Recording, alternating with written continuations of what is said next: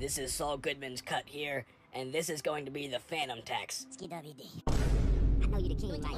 Or is edging goated? 30? Am I a simp for mewing to looks max, or is edging goated? Guys, this game mode is literally Grimace Ohio Skibidi Toilet and Duke Dennis the Dupre today. Yeah, level 3 gap. You have Tier 5 Riz in Ohio.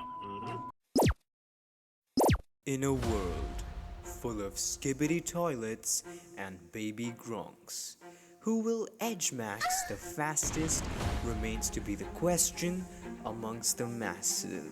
Okay, never mind, I can't do this for the rest of the video. But the real question is, how the hell did we go from this? We must spit on them. We must protect her, for she knows the way. Come, brothers, let us show them why they do not know the way. You do not know the way. You do not know the way. You do not know the way. But our queen will show us the way.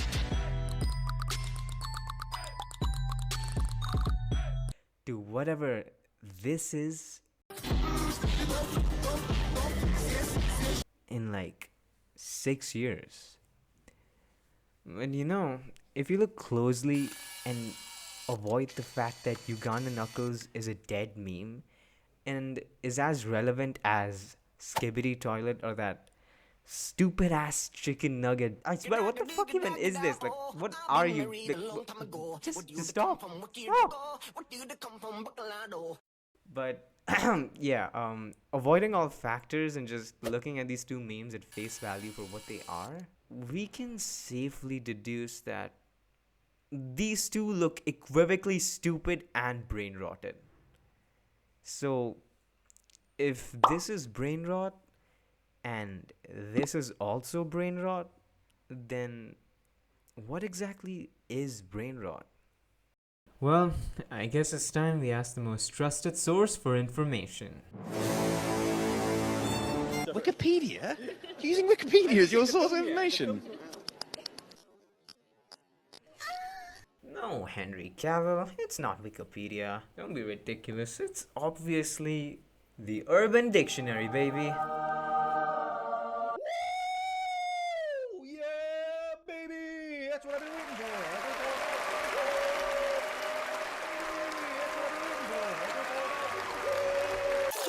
So, according to the real Johnny Appleseed, brain rot is a crippling addiction to low-effort content, lobotomized and likely grew up on cocomelon.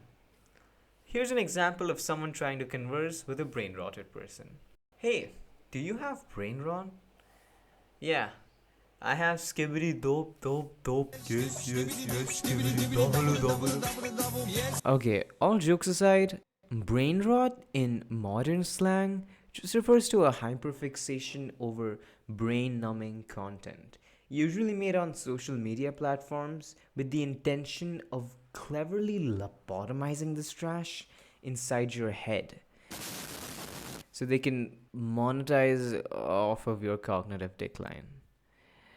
Pretty messed up, yeah, but basically the more you watch this stuff, the more brain cells you're likely to lose. Now, you guys might be wondering, actually, we already know this, Sherlock, so, But no. Wait a second. Pluck your ears and listen carefully. Because here's where it gets a little tricky. Thing is, brain rot humor has existed since the dawn of memes on the internet. So, why is it only so apparent now? To answer this, we need to dig a little deeper to where it all started. Nope, further back, please. No, what? That's way too back.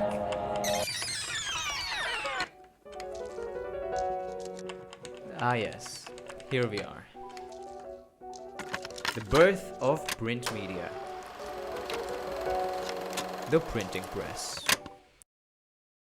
Truth is, brain rot isn't a bunch of inside jokes or stolen African American slangs. What it really is media brainwashing. Not just any kind of brainwashing, it's something peculiar that has consistently evolved through time. with its symptoms now progressively worsening with every advancing iteration of its media. All of which wouldn't really be possible if it wasn't for a certain German blacksmith in the late 14th century. Even though Gutenberg never got to enjoy and witness the real fruits of his invention, his genius led the stepping stones for the future of mainstream media.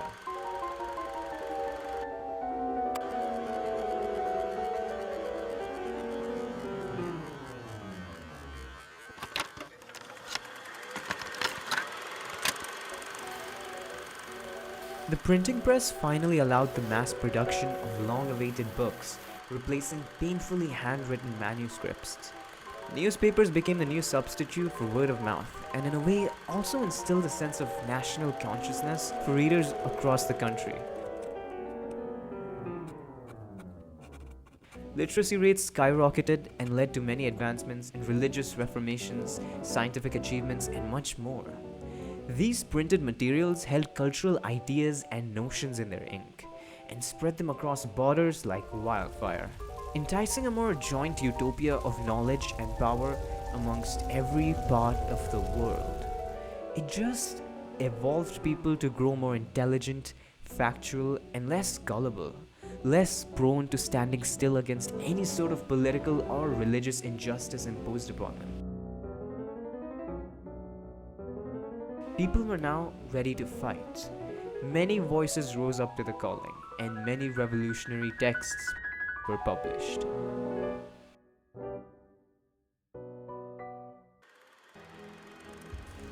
But this printed power, in the wrong hands, allowed for massive public manipulation, taking many forms of propagandas and misinformation in newspapers, pamphlets, and articles. With the increasing production of texts and no laws to safeguard authors' or publishers' works, copyright infringements and plagiarism became quite common issues. And as printed material grew nationwide, governments and religious institutions made a ton of efforts to neutralize and censor as many opposing views, published works, and rebelling articles as possible. Now, this is merely the beginning of media warfare, but the concept of brainrot doesn't even exist right now. Are you sure about that? It's just something we made up to denote attention deficit disorders upon over-consuming digital media. But these symptoms, nor the cause, were ever a threat at this point in history, because print media's influence wasn't really strong enough to rot away any of our attention spans or memory through an addictive formula. So, when did the real brainrot actually begin? It was only after the collective work of a series of geniuses from the late 80s that the Radiohead was born.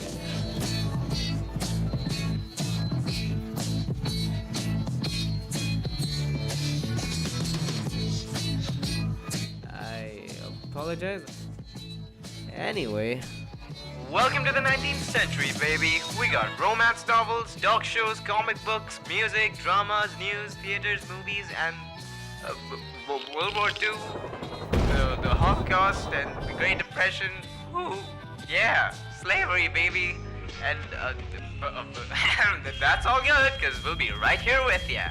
Stay tuned in for the next episode. Hell yeah. Woo.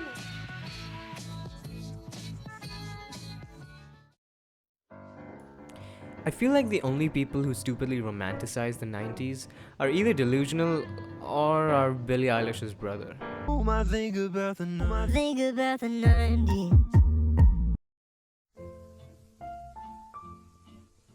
It was generally a pretty tough time, but like I always say, tough times create for amazing entertainment medias. I'm being for real. Radio was the catalyst to all these modern celebrity talk shows. Conan, Jimmy Fallon, Jimmy Kimmel, all of them. It's kind of ironic if you think about it. Humor was probably the only medicine that could heal wounds in times like those. Back in the day, radio just kind of worked like podcasts for people.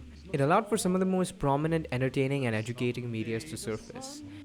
A new pastime, a new formula for keeping you hooked to the sound of radio.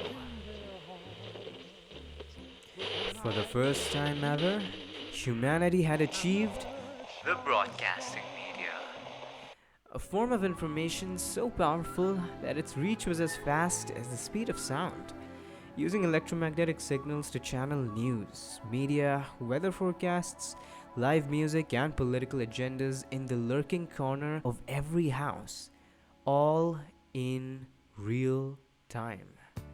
The best way I could describe it is that it was an information frenzy, and the start of our dependency on mainstream media to cope from the tragedies and trauma of the real world.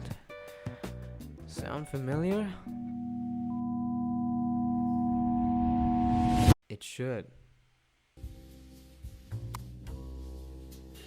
Radio revolutionized modern media and carved the path for transmitting information in an era engulfed with barbaric guerrilla warfare, economic depression, and crippling poverty, where the only sound of hope was radio.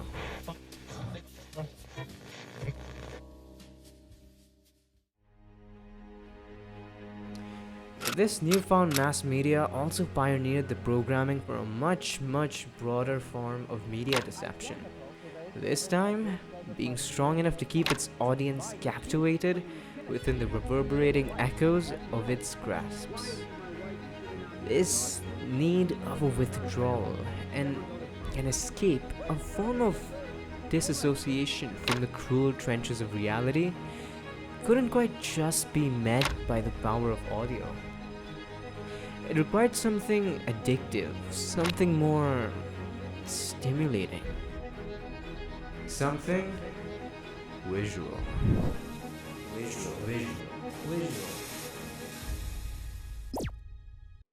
Ladies and gentlemen, this is the television.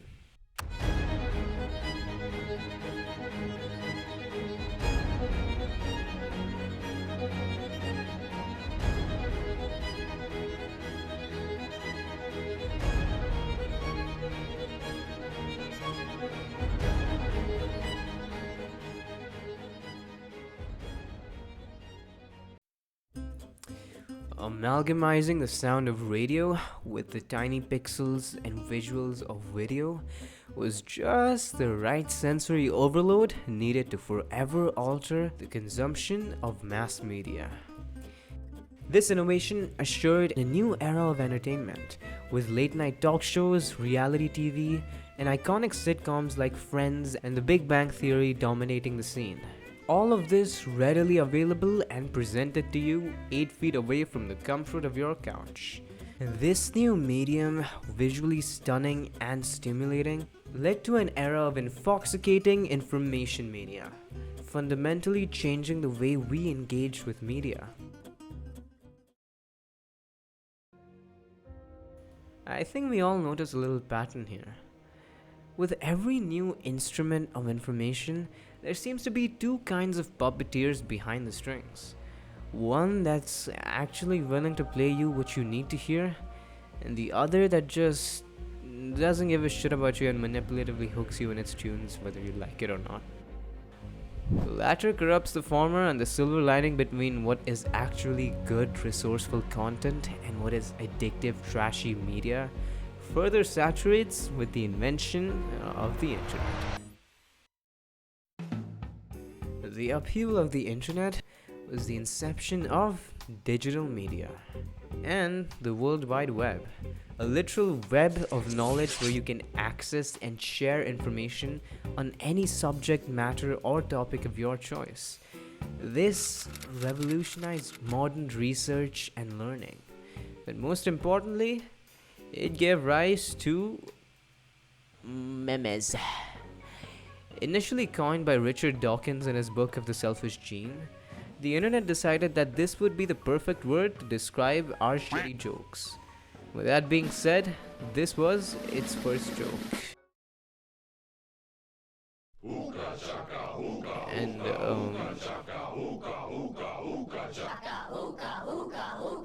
okay, to be fair, these were the first ever memes made, and I think they still hold up against whatever we've got going on right now.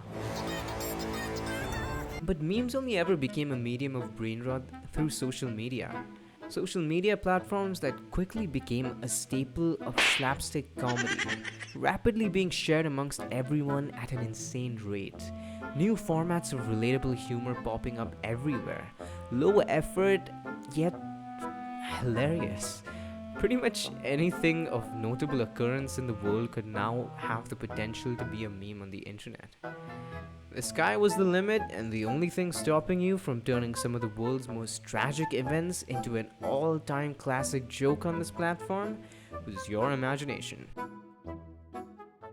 But over time, the quality of memes started degrading with every year as newer audiences, particularly younger generations, joined the platform. All of this leads to our current era. The youth are caught in an endless emotional roller coaster. One moment, you're smiling at a cute puppy, and the next, you're slammed with some tragic news that you probably shouldn't have known about. All within 30 seconds. This constant shift with every single swipe is exhausting. It conditions the mind to crave a day's worth of emotions in just a few hours. Your memory weakens, attention spans diluted, and with no long-term goals to evoke, a sense of self slowly erodes. See you, chump. It's already happening. The beginnings of a mass panic induced by brain rot. In this post-apocalyptic digital media age, with social media easily accessible to young users, they're brain rotted right from the bag. A relentless sensory overload of information that they aren't ready for. Now, it's pretty natural that the new memes to surface would be jokes made and meant for the younger kids, but how is it possible that pretty much every intelligible meme gets degraded to toilet humor, Roblox faces on a potato, and end up becoming the highlight of the year? Even if social media was massing more younger audiences, most of its audience were still roughly adults dominating the scene. So, how is it possible that a horizontally challenged Turkish belly dancer stood between bridging the gap of true dank memes to an era full of brain-rotted ones? Nah, sadly our belly-flopping friend here has no involvement in the crimes. The real culprit is this Russian guy. Alexei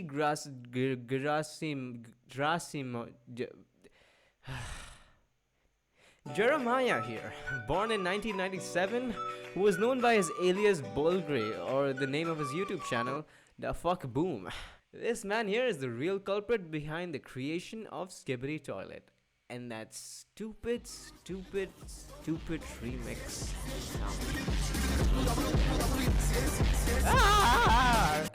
Fuck. I'm sorry, I've been working on this for the past month now, and you have no idea how my web history looks like. If I watch another one of these, I think I might just... It absolutely baffles me how this man has amassed over 50 million views on each video. Yes, you heard right. Each video. This thing is a full-blown series, so big that the Game Theory made a reaction to it. Skibidi Toilet has itself a secret meaning, and I'm about to expose it to you. To the casual viewer, the Skibidi Toilet series is just a simple story about an ever-escalating war between an army of toilet heads. Why do you care, Matt? And before we get a bunch of Karens commenting, But it's just a kid's show. It isn't supposed to make sense. It's nothing harmful. this man was reportedly being investigated by the Russian police for alleged harm to children for his content. And his video was shown in court as a demonstration of an annual children's safety report. I can't picture how goofy that court trial must have been. Brainrot's so dangerous now that we're getting legal protection against it. I genuinely don't know what's more crazier. The fact that this man still has a legacy and continues to make millions off of deteriorating the minds of an entire generation, or that there's more alike him trying to jump on the trend. Yeah, that's right. He's not the only one. Remember Annoying Orange? Well, he's back at it now, and more annoying than ever, it seems.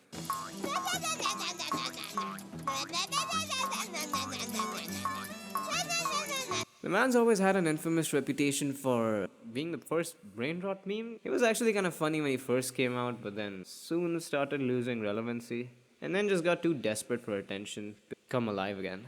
But it was just too late. The meme was dead, and no matter how much he tried, there was no fixing it. But I guess he saw this upheaval of the new Brainrot era as his golden chance to revive himself again. And unfortunately, it's working. As time passes by, the internet continues to become quite the dangerous and uninhabitable place. And to be honest, I don't think it'll stop, especially with the growth of AI, or more specifically, Machinima. Combining machine and cinema, Machinima is the art of using popular video game engines to make computer-generated and animated films. And this is an art that has been carried on since the dawn of video game history. The fuck you say to me, you little shit? And this plays a pivotal role in making the skibidi toilet worse, and in turn shaping the Brainrot era. Pretty depressing, but if you look closer into Alexi's world building, you'd notice that these outrageous graphics, these disoriented and pixelated mesh designs look so comically familiar and to an extent even feel a little nostalgic, almost as if you've seen them many times before. That's because you probably have. Machinima was used to make some of the most iconic web series, shows, films, and entire movies inspired off of video game engines and storylines. Not by big budget companies, but oftentimes by regular people. This was literally the childhood for every Gen Z kid, and even some of the early millennials. Just like how Skibidi Toilet is for Gen Alpha. So, what exactly makes Skibidi Toilet so harmful in comparison? And does this also mean every early Machinima series made were also Brainrot? Well, no. Because every Machinima animation was made by people in the same generation, in the same community. Fellow Gen Z teens just geeking out on their hobbies for the purpose of entertainment and just shits and giggles, man. It was fun, it was erratic, and it was hilarious. Don't be a baby. How bad could it be? And even though it might have been too explosive and chaotic, that was the whole point of it. People made that just to have a blast. Just explosions everywhere, your wildest imaginations going ham at it, watching these films, making these videos, playing the games, and it was sensational. That's the word you're looking for. Exactly. There was no dual, backhanded, or some sort of clever motive for monetizing off of your sanity. It was just a bunch of kids doing what they love and making other kids laugh. Well, would you look at that? Just a couple of harmless snowmen. You guys wouldn't happen to be the ones making all that racket now, would you? Well, time for some target practice. But why snowman? Skibidi Toilet, however, is the complete opposite. The entirety of the Skibidi-verse, that dumbass Roblox face on a potato, all these memes are not made by kids. They're made by fully functioning adults, producing this garbage with the twofold intention of exploiting their minds for their own monetary gains. In the end, these people are the ones that get to walk away with millions in the bank, unnoticed and unpunished. This video isn't a shit on Gen Alpha for this Brainrot, like every other video on the internet. They never really had much of a part in making this, and that's exactly the problem. And as the entire point of the video suggests, kids aren't the only one affected by this. The rot is real, my friends, and you probably have it too. And if so, and you have brain rot.